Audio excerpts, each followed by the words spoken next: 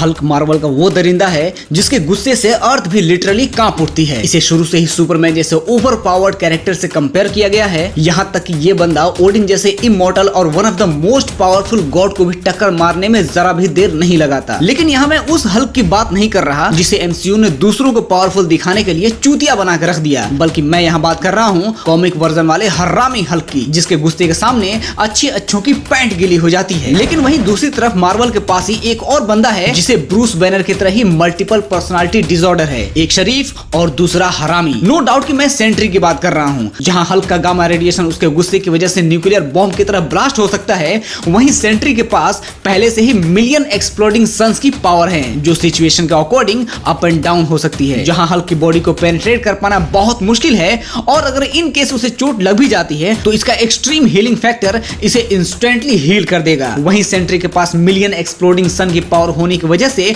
इसे खरोच पाना भी इम्पॉसिबल सी बात है। लेकिन हल्क की ड्यूरेबिलिटी का अंदाजा इस बात से भी लगाया जा सकता है कि जो ब्लैक बोल्ट अपनी एक विस्पर से एक साथ कई प्लैनेट्स को भी डिस्ट्रॉय कर सकता है, हल्क ने उसके फुल स्क्रीम को पॉइंट ब्लैंक से सर्वाइव किया है। और ना सिर्फ सर्वाइव किया बल्कि इंस्टेंटली ही उसने ब्लैक बोल्ट का बोल्ट ढीला कर दिया। वैसे हल्क इतना ज्यादा पॉपुलर कैरेक्टर है कि इसकी पावर्स एंड एबिलिटीज से बच्चा भी वाकिफ है और डेफिनेटली तुम भी मच अवेयर होगे। इसीलिए इस पे ज्यादा बात करके वीडियो को लंबा नहीं खींचूंगा। वहीं सेंट्री कितना ज्यादा पावरफुल है और क्या कर सकता है, इसका डिटेल एनालिसिस तुम्हें मेरी इस वीडियो में मिल जाएगा, जिसे तुम डिस्क्रिप्शन में दिए लिंक पर क्लिक करके देख सकते हो। तो अब सवाल पैदा होता है कि क्या होगा अगर इन फ्यूचर कभी ये दोनों एक्सट्रीमली पावरफुल कैरेक्टर्स एक दूसरे से टकरा गए। तो इसका क्लियर आंसर हमें मिलता है नवंबर 2007 में आई comic book World War Hulk story line में, जब साकार पर हुए न्यूक्लियर ब्लास्ट का बदला लेने हल्क अर्थ पर आता है। उसे लगता है कि iron man, mister fantastic, doctor strange और ब्लैक बोल्ट ने पहले तो उसे जबरदस्ती स्पेस में एक अनजान प्लेनेट पर फेंक दिया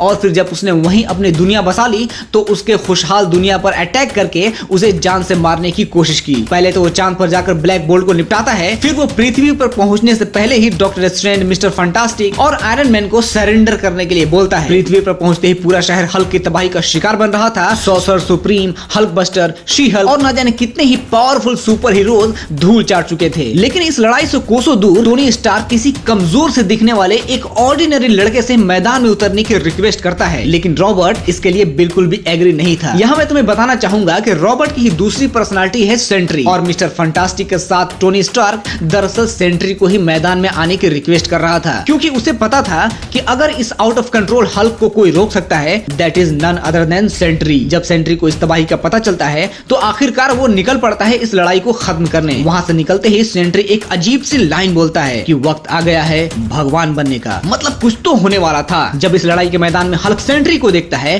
तो बोलता है कि सेंट्री तुम ये लड़ाई नहीं लड़ना चाहोगे, लेकिन यहाँ सेंट्री एक एविल स्माइल के साथ जवाब देता है कि मैं बिल्कुल चाहूंगा, क्योंकि एक तुम ही हो जिसे मैं हिट कर सकता हूँ। इन दोनों के टकराने से बिल्डिंग्स, गाड़ियां, सड़कें सब कुछ तबाह हो रहे थे। Power of gamma radiation and power of exploding sun का नंगा नाच चलता है। सेंट्री के लाल खून और हल्क के ग्रीन ब्लड से जंग का मैदान रंगीन हो रहा था। रोशनी इतनी तेज हो जाती है कि कुछ भी नजर नहीं आता और फिर इस लड़ाई से होने वाली तबाही को मद्देनजर रखते हुए सेंट्री इस लड़ाई को ज्यादा लंबा नहीं खींचता और अपने अंदर के मिलियन एक्सप्लोडिंग सन्स की पावर दिखाते हुए हल्क को इतना भयंकर पंच करता है कि इस एनर्जी से अथाह रोशनी फैल जाती है, इतनी कि किसी की भी आंखें चुंधिया जाएं। सेंट्री के इस पावरफुल पंच को हल्क झेल नहीं पाता और जब इस एक्सट्रीम लाइट के बादल छटते हैं तो उसमें से निकलता है ब्रूस बैनर। लड़ाई खत्म हो जाती है और इसी के साथ खत्म होता है हमारा सवाल कि हल्क और सेंट्री में कौन ज्यादा पावरफुल है। वैसे तो इस फाइट में सेंट्री के हारने के चांसेस ऑलमोस्ट इम्पॉसिबल हैं, लेकिन क्या होता अगर सेंट्री हार जाता? तो इसका आंसर बहुत सिंपल है, मतलब अगर सेंट्री हारा तो उसकी थर्ड पर्सनालिटी